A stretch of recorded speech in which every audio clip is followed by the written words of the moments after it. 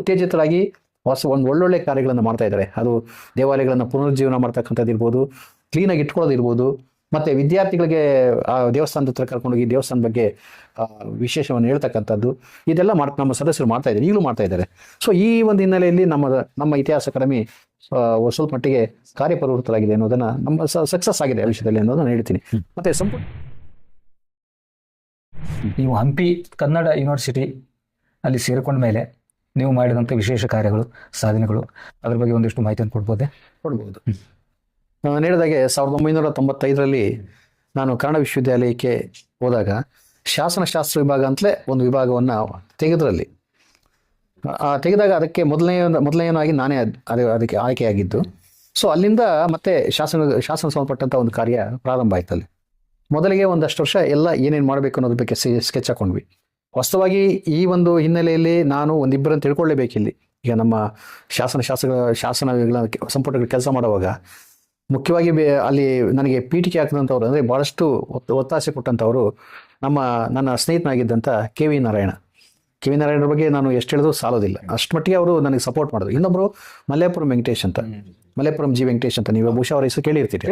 So ಅವರು, ಇನ್ನೊಬ್ಬರು ಸುರೇಶ್ ಅಂತ. ಸೊ ಈ ಮೂವರು ರಿಜಿಸ್ಟ್ರಾರ್ಗಳಾಗಿದ್ದರು, ಮತ್ತು ಬೇರೆ ಬೇರೆ ಹುದ್ದೆಗಳಲ್ಲಿದ್ದರು. ಇವರೆಲ್ಲರೂ ಕೂಡ ಈ ಶಾಸನ ಸಂಪುಟಗಳು ಮಾಡುವಾಗ ಏನೇ ಬಂದಂಥ ತೊಡಕುಗಳನ್ನು ಭಾಳ ಸಲೀಸಾಗಿ ಬಿಡಿಸಿ ನಮಗೆ ಮುಂದುವರಿಸ್ತಾ ಇದ್ದಾರೆ. ಯಾಕಂದರೆ ಆ ಆಡಳಿತಾಂಗದಲ್ಲಿ ನಮಗೆ ಸಪೋರ್ಟ್ ಸಿಗಲಿಲ್ಲ ಅಂದರೆ ನಾವು ಅದನ್ನು ಸಂಪುಟಗಳು ಮಾಡೋದಕ್ಕೆ ಸಾಧ್ಯ ಆಗೋದಿಲ್ಲ. ನನಗೆ ಎಲ್ಲವನ್ನ ನಾನು ಸಂಗ್ರಹಿಸ್ಕೊಂಡು ಇಟ್ಕೊಂಡಿದ್ದೆ. ಎಲ್ಲ ಈ ಸಂಪುಟ ಯಾವ್ದು ಮಾಡಬೇಕು, ಹೇಗೆ ಮಾಡಬೇಕು ಅನ್ನೋ ರೂಪರೇಷೆ ಮನಸ್ಸಲ್ಲೂ ಇತ್ತು. ಸ್ವಲ್ಪ ಅಷ್ಟೇ ಕೆಲಸಗಳು ಮಾಡ್ಕೊಂಡು ಸುಮ್ಮನೆ ಇದ್ದೆ.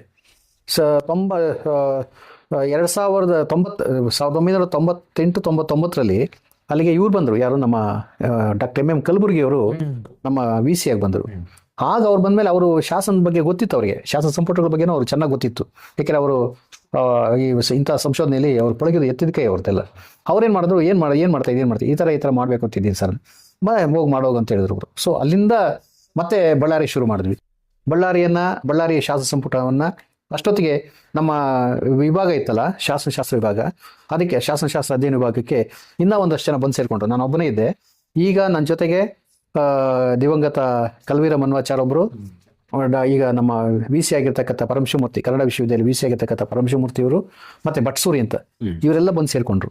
ಸೊ ನಮಗೆ ಇನ್ನೂ ಬಲ ಬಂತು. ಈಗ ಒಬ್ಬನೇ ಇದ್ದಿದ್ದು ಇನ್ನೂ 3 ಜನ ಹೆಚ್ಚಿಗೆ ಬಂದ್ರಲ್ಲ. ಸೊ ಮೊದಲಿಗೆ ಬಳ್ಳಾರಿ ಜಿಲ್ಲೆ ಶುರು ಮಾಡಿದೆ. ಬಳ್ಳಾರಿ ಜಿಲ್ಲೆಯನ್ನು ಯಶಸ್ವಿಯಾಗಿ ಅದನ್ನು ಪೂರೈಸಿ ಅದನ್ನು ಪ್ರಿಂಟಾಗಿ ಈಚೆಗೆ ಬಂದ್ಬಿಡ್ತದೆ. ಸೊ ಪ್ರಿಂಟಾಗಿ ಈಚೆಗೆ ಬಂದಾಗ ಇವ್ರಿಗೆ ಇನ್ನೂ ಹೆಚ್ಚು ಕೆಲಸ ಮಾಡಬೇಕು ಅಂತ ಮಾಡಿಸ್ಬೇಕು ಅಂತ ಆಸೆ ಅವರಿಗೆ, ನಮ್ಮ ಕಲಬುರ್ಗಿಯವರಿಗೆ.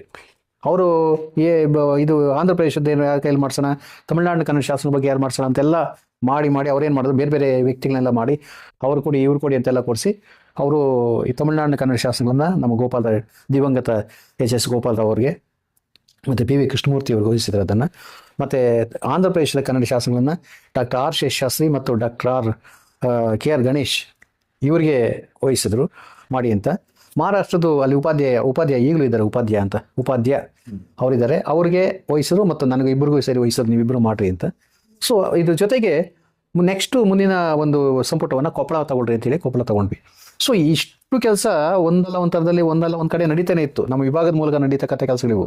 ಇದು ವಿಶ್ವವಿದ್ಯಾಲಯದ ಪ್ರಸಾರಾಂಗ ಬೇರೆ, ವಿಶ್ವವಿದ್ಯಾಲಯದ ಪ್ರಸಾರಾಂಗ ಬಿಟ್ಟು ನಮ್ಮ ವಿಭಾಗದಿಂದ ನಡೀತಾ ಇದ್ದಿದ್ದು. ವಾಸ್ತವವಾಗಿ ನಮ್ಮ ಸಂಪುಟಗಳೆಲ್ಲವೂ ಕೂಡ ಅದನ್ನು ಬಂದಿರತಕ್ಕಂಥದ್ದು ವಿಭಾಗದ ಯೋಜನೆಯೇ ಬಂದಿರೋದು. ಅದು ಪ್ರಸಾರಾಂಗದ ಯೋಜನೆ ಅನ್ನೋದಕ್ಕಿಂತಲೂ ವಿಭಾಗದ ಯೋಜನೆ ಅದು.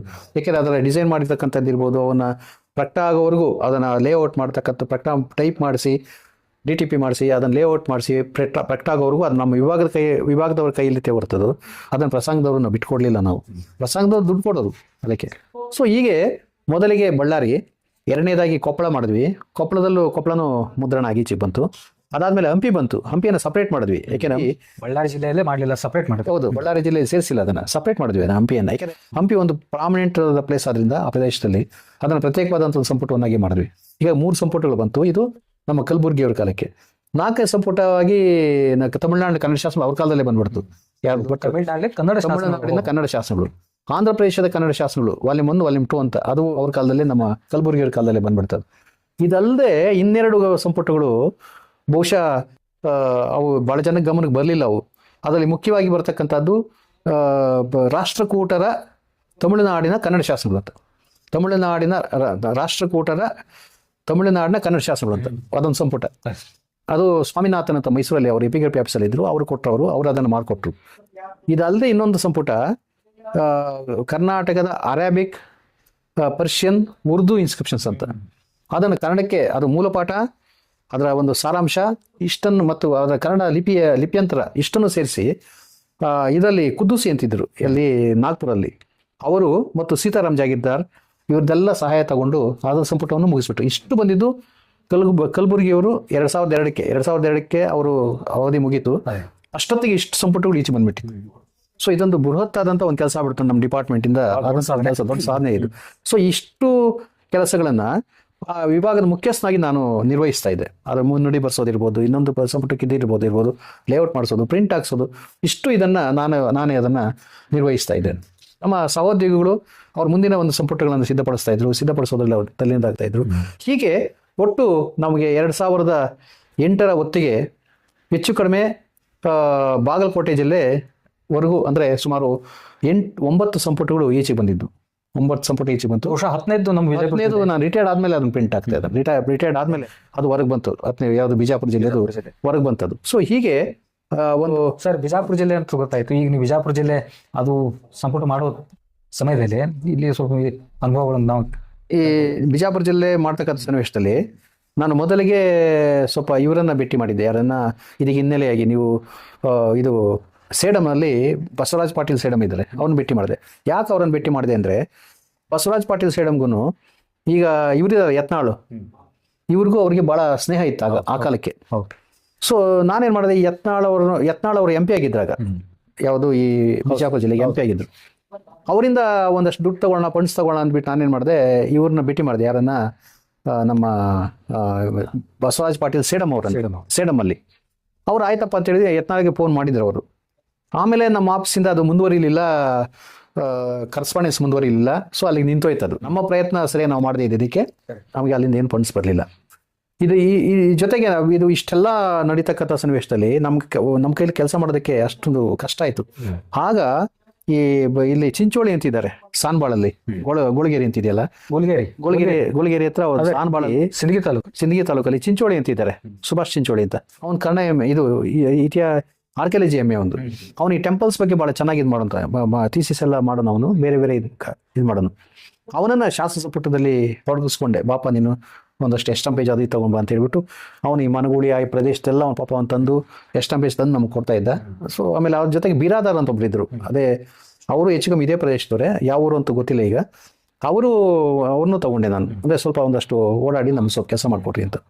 ಇದ್ರ ಜೊತೆಗೆ ನನಗೆ ಇನ್ನೊಂದು ಅವಾಗ ವಿಶೇಷವಾಗಿ ನೀವು ಯಾವ್ಯಾವ ಶಾಸನಗಳ ಬಗ್ಗೆ ಸಂಪುಟದಲ್ಲಿ ಇಲ್ಲ, ನಮ್ಮಲ್ಲಿ ಒಂದು 2-3 ಥರದ ಶಾಸನಗಳಲ್ಲಿ ಬರ್ತವೆ. ಮೊದಲಿಗೆ ಪ್ರಕಟಿತ ಶಾಸನಗಳೆಲ್ಲ ಒಂದ್ ಕಡೆ ಗುಡ್ಡೆ ಆಗ್ತಾ ಇದ್ವಿ. ಈಗಾಗಲೇ ಪ್ರಕಟ ಆಗಿರೋ ಶಾಸನಗಳನ್ನ ಪ್ರಕಟಿತ ಶಾಸನಗಳೆಲ್ಲ ಒಂದ್ ಕಡೆ ಸೇರಿಸ್ತಾ ಇದ್ವಿ. ಅದೇ ಊರಲ್ಲಿ ಅಪ್ರಕಟಿತ ಎಷ್ಟಿವೆ ಅನ್ನೋದನ್ನು ಗೊತ್ತಾಕೊಂಡು ಅವುಗಳನ್ನ ತರಿಸೋದಕ್ಕೆ ಅವುಗಳನ್ನ ಸೇರಿಸೋದು ಪ್ರಯತ್ನ ಪಡ್ತಾ ಇದ್ವಿ. ಇದಾದ್ಮೇಲೆ ಇನ್ನೂ ಏನಾದ್ರು ಇದ್ರೆ, ಯಾವ್ದಾದ್ರು ಸಿಕ್ಕಿದ್ರೆ ಅಥವಾ ಇನ್ನೆಲ್ಲೋ ತಪ್ಪೋಗಿದ್ರೆ ಅವನ್ನೆಲ್ಲ ಹುಡುಕಿ ಸೊ ಈ ಒಂದು ಶಾಸನ ಸಂಪುಟ ತರೋದಕ್ಕೆ ನಾವು ಪ್ರಯತ್ನ ಪಡ್ತಾ ಇದ್ವಿ. ಹೀಗಾಗಿ ಇವ್ರು ತಂದಂಥ ಎಸ್ಟಾಂಪೇಜನ್ನ ನಮ್ಮ ಕೊಲೀಗ್ಸ್ ಇದ್ರಲ್ಲ, ಪರಮಶಿವಮೂರ್ತಿ, ಭಟ್ ಸೂರಿ ಮತ್ತು ಕಲ್ವೀರ್ ಮನ್ವಾಚಾರ್ ಓದೋರು, ನಾನು ಓದ್ತಾ ಇದ್ದೆ.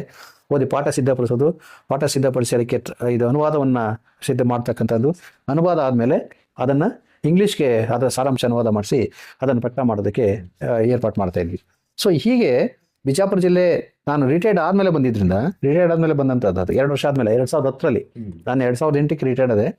2010ಕ್ಕೂ ಕೂಡ ನಾನು ಕೆಲಸ ಮಾಡಿದೆ. ನನಗೇನು ಅದರಿಂದ ರಿನ್ಯೂಮರೇಷನ್ ತಗೊಳ್ಳಿಲ್ಲ. ನಾನು ಆಸಕ್ತಿಯಿಂದ ಅದನ್ನು ಮುಗಿಸಿ ಸೊ 2010ಕ್ಕೆ 10 ಸಂಪುಟಗಳು. ಅದು ಬಿಜಾಪುರ ಜಿಲ್ಲೆ ಕನ್ನಡ ವಿಶ್ವವಿದ್ಯಾಲಯ ಶಾಸನ ಸಂಪುಟ 10, ಅದು 2010ನೇ ಇಸ್ವಿಲಿ ಬಂದಂಥ ಒಂದು ಸಂಪುಟ. ಇದು ಆ ಶಾಸನ ಪಟ್ಟಂತ ಸ್ವಲ್ಪ ಪಾಡು. ಅಂದರೆ ಇಷ್ಟೊತ್ತಿಗೆ ಏನಾಗಿತ್ತು, ವಿಶ್ವವಿದ್ಯಾಲಯದಲ್ಲಿ ಈ ಜಾನಪದ ವಿದ್ವಾಂಸರು ನಮಗೆ VCಗಳಾಗಿ ಬರ್ತಾ ಇದ್ದಿದ್ದು. ಈ ಜಾನಪದ ವಿದ್ವಾಂಸರಿಗೆ ಸಂಶೋಧನೆ ಬಗ್ಗೆ ಅಷ್ಟೇ ಅವ್ರಿಗೇನಂತ ಇದಿರಲಿಲ್ಲ. ಅವ್ರಿಗೆ ಅಂದರೆ ಮಾಡು ಬಿಟ್ಟರೆ ಬಿಡು ಅಂತ. ಆಮೇಲೆ ಕಾಸು ಸರಿಯಾಗಿ ಅಮೌಂಟ್ ಕೊಡ್ತಾ ಇರಲಿಲ್ಲ, ನಮಗೆ ಗ್ರ್ಯಾಂಟ್ ಕೊಡ್ತಾ ಇರಲಿಲ್ಲ.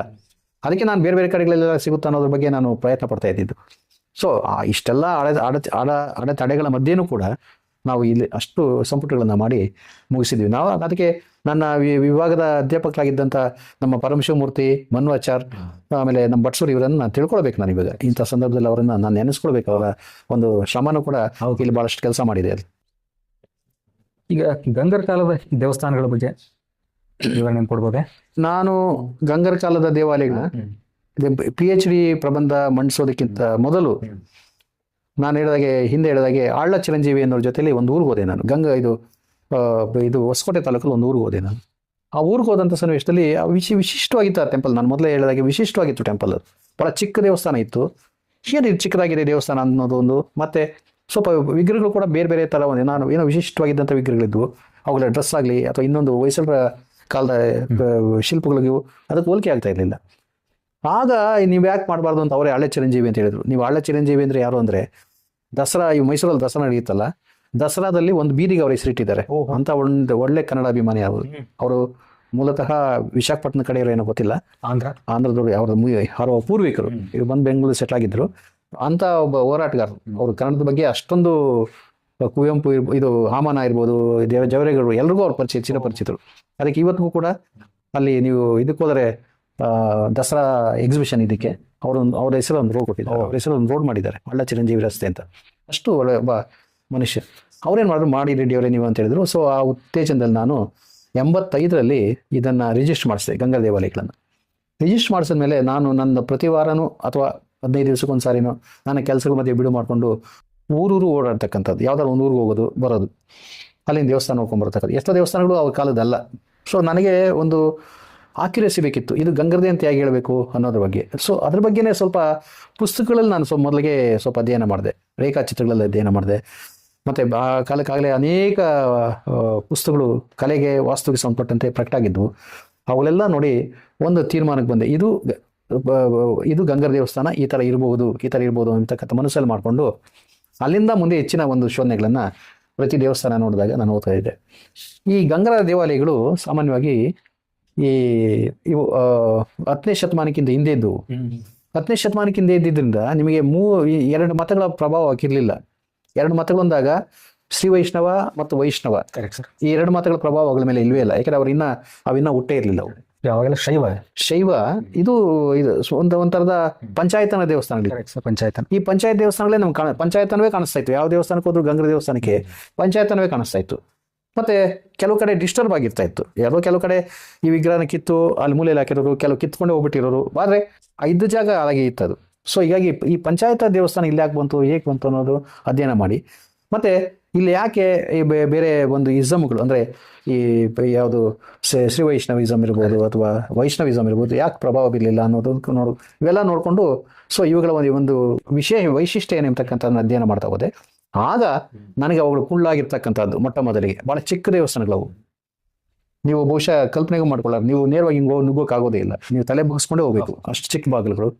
ಮತ್ತೆ ಎತ್ತರನೂ ಅಷ್ಟೇ 7 ಅಡಿಗಿಂತ ಎತ್ತರ ಯಾವುದು ಇರ್ತಾ ಇರಲಿಲ್ಲ ಗಂಗರ ಕಾಲ ದೇವಸ್ಥಾನಗಳು. ಸೊ ಈ ಥರದ್ದು.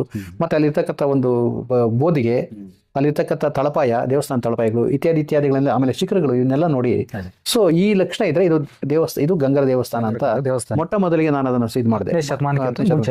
ಮೊದಲಿಗೆ ಗಂಗರ ದೇವಸ್ಥಾನ ಇದು ಅಂತ ಹೇಳ್ಕೊಂಡು ಹೊರಟೋಗ್ಬಿಡೋರು, ಲಕ್ಷಣಗಳು ಹೇಳಿರ್ಲಿಲ್ಲ. ಲಕ್ಷಣಗಳು. ಆಮೇಲೆ 10ನೇ ಶತಮಾನಕ್ಕಿಂತ ಮೊದಲ ಒಂದು ವಿಗ್ರಹಗಳು ಹೇಗಿರ್ತಾ ಇದ್ವು ಅನ್ನೋದ್ರ ಬಗ್ಗೆ ಕೂಡ ನಾನು ಅಧ್ಯಯನ ಮಾಡಕ್ಕೆ ಶುರು ಮಾಡಿದೆ. ಸೊ 10ನೇ ಶತಮಾನಕ್ಕಿಂತ ಮೊದಲು ವಿಗ್ರಹಗಳು ಹೇಗಿರ್ತಾ ಇದ್ವು ಅಂತ ಲಕ್ಷಣಗಳನ್ನ ಹೇಳಿ ಸೊ ಅದನ್ನು ಕೂಡ ನಾನು ಸ್ಥಿರಪಡಿಸಿದೆ. ಇದು 10ನೇ ಶತಮಾನಕ್ಕಿಂತ ಹಿಂದಿನ ದೇವಸ್ಥಾನ, ಹಿಂದಿನ ವಿಗ್ರಹ. ಈ ವಿಗ್ರಹ ಇದ್ರೆ ಇದು ಗಂಗರ ಕಾಲದ್ದಾಗಿರುತ್ತೆ ಅಂತೇಳಿ, ಆಮೇಲೆ ಯಾವ್ಯಾವ ವಿಗ್ರಹ ಇರ್ಬೋದು ಅಲ್ಲಿ ಅನ್ನೋದ್ರ ಬಗ್ಗೆನೂ ಕೂಡ ನಾನು ನನ್ನ ಇದರ ಥೀಸಿಸಲ್ಲಿ ಸಬ್ಮಿಟ್ ಪಡಿಸಿದೆ. ಇದು ಹೆಚ್ಚು ಕಮ್ಮಿ ನಾನು ಹೇಳಿದಾಗೆ 6 ವರ್ಷ ತಗೊಂತು, ಇದಕ್ಕೆ 6-7 ವರ್ಷ ತಗೊಂತು. ಈ ಜೊತೆಗೆ ನಾನು ಗೆಸ್ಟಿಯರ್ ಕೂಡ ಸಹಾಯ ಮಾಡ್ತು. ಗೆಸ್ಟಿಯರ್ಗೆ ಹೋದಾಗ, ನಾನು ಫೀಲ್ಡ್ ವರ್ಕ್ ಹೋದಾಗ ಸೊ ಇವನ್ನೇ ಗಮನಿಸ್ತಾ ಇದ್ದೆ. ಅವ್ರಿಗೆ ಹೋದಾಗ ಸಿಕ್ತು ಅಂದ್ರೆ ನನಗೆ ಇನ್ನೂ ಸುಲಭವಾಗ್ತಾ ಇತ್ತು, ಅದೇ ನನ್ನ ಕಾರ್ಯವೂ ಆಗ್ತಾ ಇತ್ತು, ಸರ್ಕಾರದ ಕೆಲಸನೂ ಮಾಡ್ತಾ ಇದ್ದೆ ನಾನು.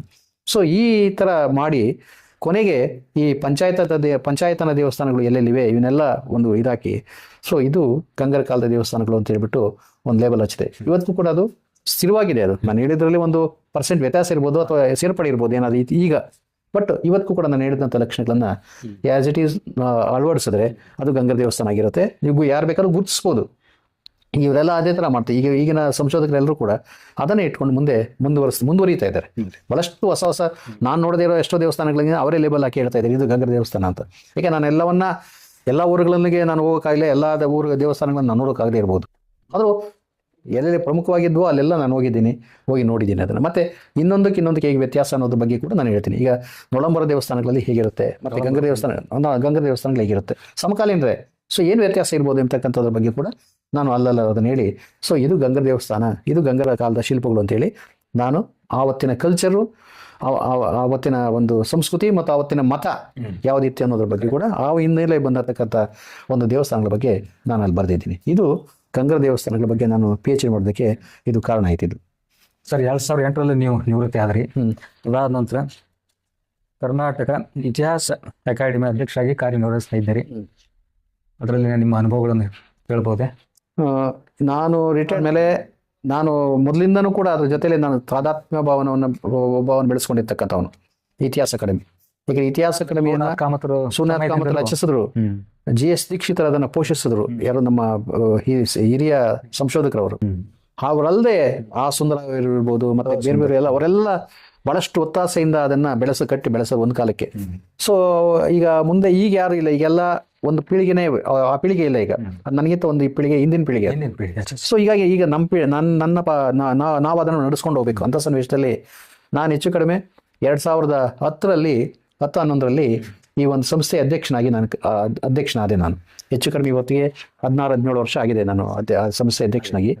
ಈ ಒಂದು ಸಂಸ್ಥೆ ಇದಕ್ಕೆ ಸರ್ಕಾರದಿಂದ ಯಾವುದೇ ಒಂದು ಹಣಕಾಸಿನ ನೆರವಿಲ್ಲ, ಅನುದಾನ ಇಲ್ಲ. ಯಾಕೆಂದ್ರೆ ಬೇರೆ ನಾನಾ ಕಾರಣಗಳಿದೆ. ಮೊದಲು ಕೊಡ್ತಾ ಇತ್ತು, ಮೊದಲಿಗೆ ಒಂದು 3 ಲಕ್ಷ 2 ಲಕ್ಷ ಈ ತರ 1 ಲಕ್ಷ ಈ ತರ ಕೊಡ್ತಾ ಇತ್ತು. ಮುಂದೆ ಅದೇನು ಕೊಡಲೂ ಇಲ್ಲ ಅದು. ನಮ್ಮ ಸೋಮನಾಥ್ ಕಾಮತ್ರ ಒಂದು ತತ್ವ ಏನು ಅಂದ್ರೆ, ಆ ವರ್ಷ ಬೆಳೆದಿದ್ದನ್ನ ಆ ವರ್ಷ ಮುಗಿಸ್ಬಿಟ್ಟು ಮುಂದಿನ ವರ್ಷ ನೋಡ್ಕೊಳ್ಳೋಣ ಅನ್ಬಿಡೋರು ಅವರು. ಅಂದ್ರೆ ಈ ವರ್ಷದ ನಾವು ಕಾರ್ಯಕ್ರಮ ಮಾಡ್ಬೇಡ, ಹೇಗೋ ಮಾಡ್ಬಿಡೋದು, ಅದನ್ನು 0 ಮಾಡ್ಬಿಡ್ಬೇಕಂತೆ ಬ್ಯಾಲೆನ್ಸ್ ಅವ್ರ ಪ್ರಕಾರ. ಯಾಕೆಂದ್ರೆ ಬ್ಯಾಲೆನ್ಸ್ ಇದ್ರೆ ರಾಜಕೀಯ ಮಾಡುತ್ತೆ, ಬೇಡ 0 ಮಾಡ್ಬಿಟ್ರಿ ಮುಂದಿನ ವರ್ಷಕ್ಕೆ ಅಂತ. ಆದ್ರೆ ಅದು ಆ ತತ್ವ ಅವ್ರ ಕಾಲಕ್ಕೆ ಸರೋಗ್ತಾ ಇತ್ತು. ಯಾಕೆಂದ್ರೆ ಅವ್ರ ಕಾಲದಲ್ಲಿ ಆ ಥರ ಇತ್ತು, ಮತ್ತೆ ದಾನಿಗಳು ಆ ಥರ ಇದ್ರು, ಸರೋಗ್ತಾ ಇತ್ತು ಅದು. ಬಟ್ ಮುಂದೆ ಅದು ಆಗಲಿಲ್ಲ.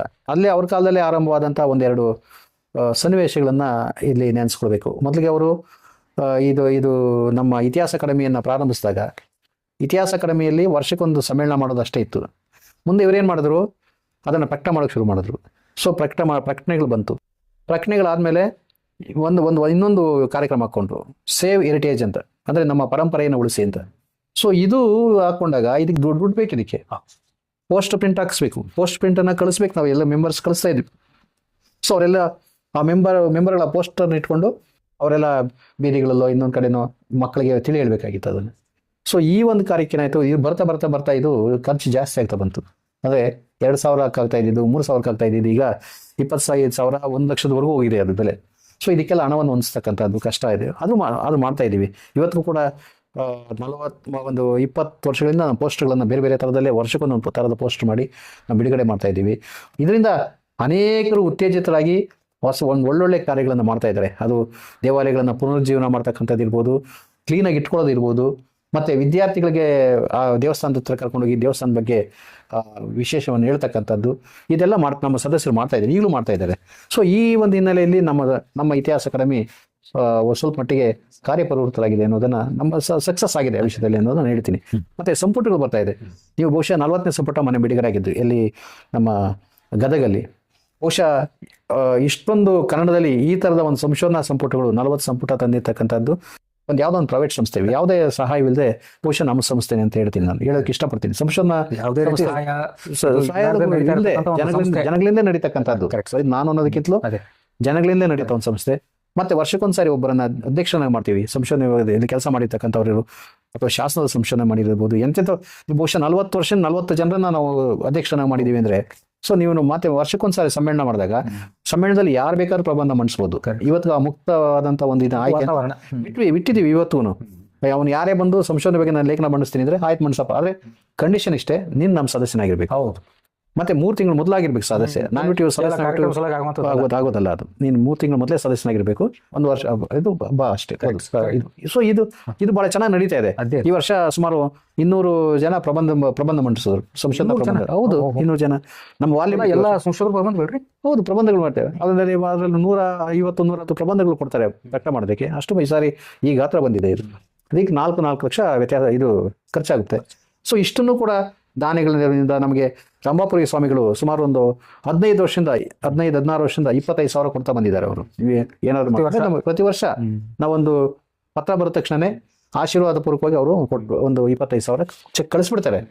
ಎಲ್ಲಿದ್ದೀರಿ ಅಧ್ಯಕ್ಷರೇ, ಚೆಕ್ ಕಳಿಸ್ತಾ ಇದ್ದೀನಿ ತಗೊಳ್ಳಿ. ಪಾಪ ಅವರು ಅಷ್ಟು ನಮ್ಮ ಬಗ್ಗೆ ಕಾಳಜಿ. ಅಂದರೆ ಒಂದು ಸಂಶೋಧನೆಗೆ ನಾವು ಬರೀ ನಮ್ಮ ಜನ ಅಂತಲ್ಲ, ಗುರುಮಠಗಳು ಕೂಡ ನಮಗೆ ಭಾಳಷ್ಟು ಬಂದಿವೆ. ಮತ್ತು ಎಷ್ಟೋ ಮಠಗಳಲ್ಲಿ ನಮಗೆ ಊಟ ವಸತಿ ಕೊಟ್ಟು ಈ ಸಮ್ಮೇಳನ ಮಾಡಿದ್ದಾರೆ. ಜೈನ ಮಠಗಳು ನಮ್ಮ ಹುಂಚದಲ್ಲಿ ಮಾಡಿದ್ವಿ, ಒಳ್ಳೆ ಹುಂಚದಲ್ಲಿ ಒಳ್ಳೆ ವಸತಿ ಊಟ ಎಲ್ಲ ಕೊಟ್ಟು. ಕರೆಕ್ಟ್. ಮತ್ತು ಮೊನ್ನೆ ಪಾವಗಡದಲ್ಲಿ ಶನೇಶ್ವರನ ದೇವಸ್ಥಾನ ಅಲ್ಲೂ ಕೂಡ ಭಾಳ ಒಳ್ಳೆ ಇದೆ ಕೊಟ್ಟು ನಮ್ಮ ಕನ್ನಡ ವಿಶ್ವವಿದ್ಯಾಲಯದಲ್ಲಿ ಮಾಡಿದ್ವಿ. ಮತ್ತು ಈಗ ಗದಗಲ್ಲೂ ಕೂಡ ಗ್ರಾಮೀಣಾಭಿವೃದ್ಧಿ ವಿಶ್ವವಿದ್ಯಾಲಯ ಅಲ್ಲೂ ಕೂಡ ಮಾಡಿದ್ವಿ. ನಮ್ಮ HK ಪಾಟೀಲರು ಕೂಡ ಏನು ಬೇಕೆಲ್ಲ ಅನುಕೂಲ ಮಾಡಿಕೊಡ್ರಪ್ಪ ಅಂತೇಳಿ ಒದಗಿಸಿದ್ರು. ಈ ಥರ ರಾಜಕಾರಣಿಗಳು ಇನ್ನೊಬ್ರು ಹಿಡ್ಕೊಂಡು ನಾವೇನೋ ಕೆಲಸ ಮಾಡ್ಕೊಂಡು ಹೋಗ್ತಾ ಇದ್ದೀವಿ.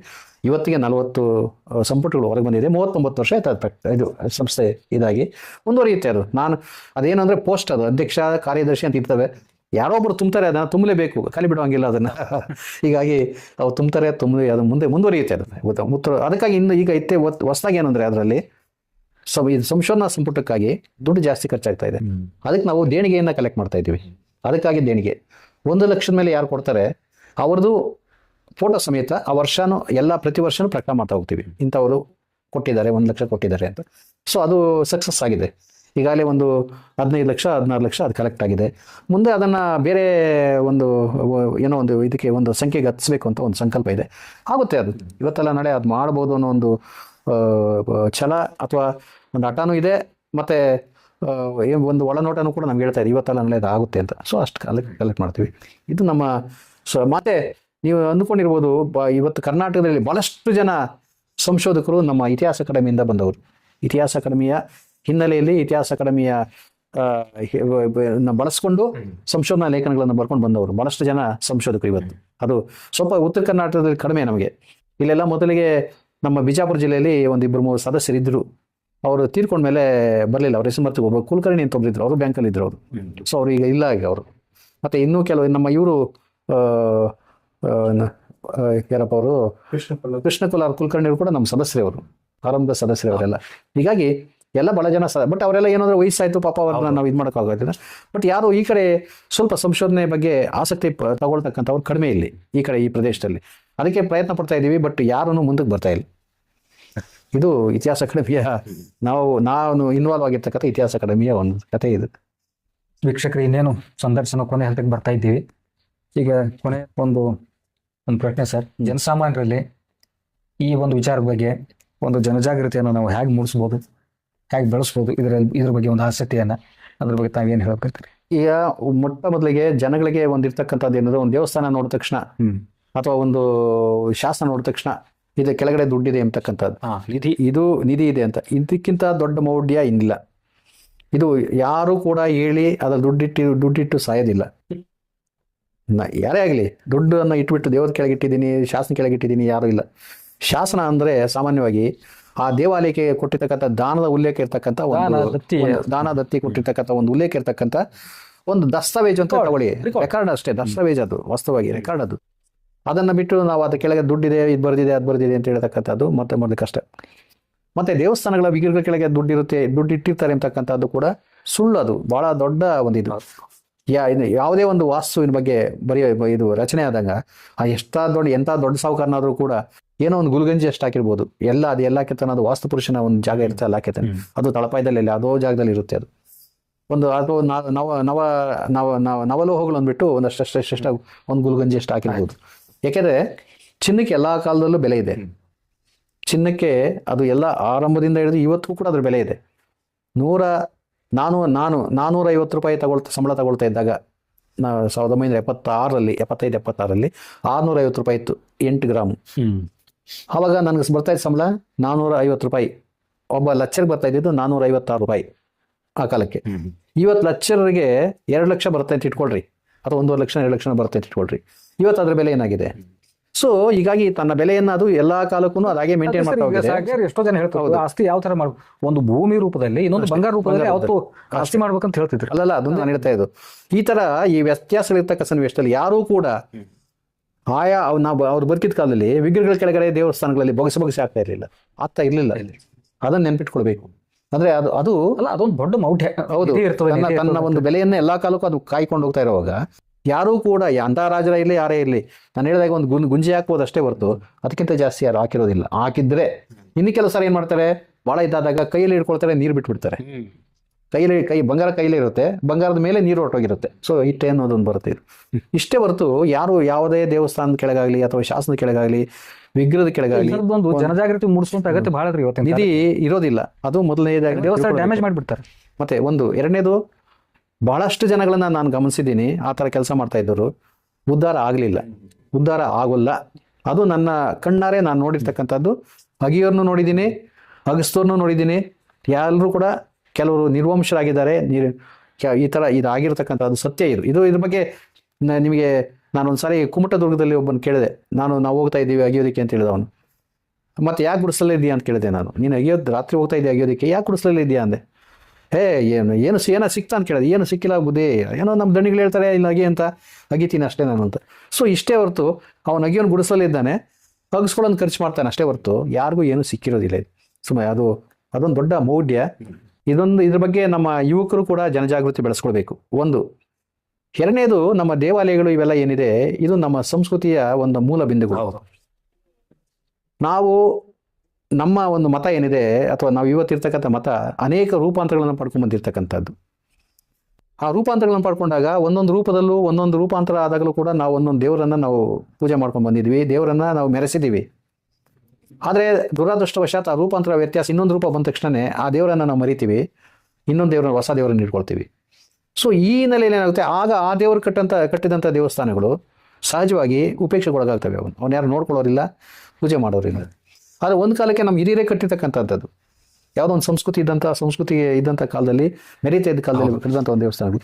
ಇಂಥ ಸನ್ನಿವೇಶದಲ್ಲಿ ಆ ದೇವಸ್ಥಾನಗಳನ್ನು ಊರಿನ ಜನ, ಯುವಕರು ಇತ್ಯಾದಿ ಜನ ಸೇರಿಕೊಂಡು ಒಂದು ಸಂಘಗಳು ಮಾಡಿಕೊಂಡು ಅದನ್ನು ಕ್ಲೀನಾಗಿಟ್ಟು ಸಾಕು, ಯಾರು ಒಳಕ್ಕೆ ಹೋಗಲ್ಲ. ಕ್ಲೀನಾಗಿ ಯಾವ ಇರೋದಿಲ್ಲ, ಎಲ್ಲವೂ ಸೇರ್ಕೊಳ್ತವೆ. ಹಾವು ಸೇರ್ಕೊಳ್ಳುತ್ತೆ, ಮುಂಗ್ಸಿನೂ ಸೇರ್ಕೊಳ್ಳುತ್ತೆ, ಇಲಿನೂ ಸೇರ್ಕೊಳ್ಳುತ್ತೆ ಅಲ್ಲಿ. ಮತ್ತು ಕುಡುಕರಂತೂ ಅಲ್ಲೇ ಇರ್ತಾರೆ. ಸೊ ಅದಕ್ಕೆ ಆ ದುರುಪಯೋಗಕ್ಕೆ ಯಾರು ಆಸ್ಪದ ಕೊಡಬೇಡಿ ಅಂತಕ್ಕಂಥದ್ದು ನನ್ನ ಒಬ್ಬ ಹಿರಿಯನಾಗಿ ಈಗಿನ ಯುವ ಪೀಳಿಗೆಗೆ ಹೇಳತಕ್ಕಂಥ ಒಂದು ಸಂದೇಶ. ಅದು ಬಂದಿದ್ದೇವೆ ಸರ್. ನಿಮಗೆ ಬಂದಂಥ ಪ್ರಶಸ್ತಿ ಪುರಸ್ಕಾರಗಳು, ನಿಮ್ಮ ಸಾಧನೆ ಬಗ್ಗೆ ಅದ್ರ ಬಗ್ಗೆ ಒಂದು ಸ್ವಲ್ಪ ವಿವರಣೆ ಕೊಡ್ತೀರಾ? ಪ್ರಶಸ್ತಿ ಪುರಸ್ಕಾರಗಳ ಹಿಂದೆ ನಾನು ಹೋಗಲ್ಲ. ಏಕೆಂದರೆ ನಿಮಗೆ ಇವತ್ತು ಹೇಳ್ತೀನಿ, ನಮಗೆ ಕಲಬುರ್ಗಿಯವರು ಒಂದು ಮಾತು ಹೇಳ್ತಾ ಇದ್ರು.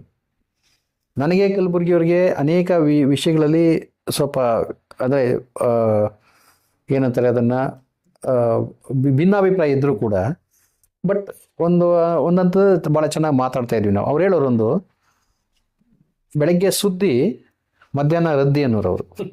ಈ ಪದನ ಅವ್ರು ಬಳಸ್ತಾ ಇದ್ರು.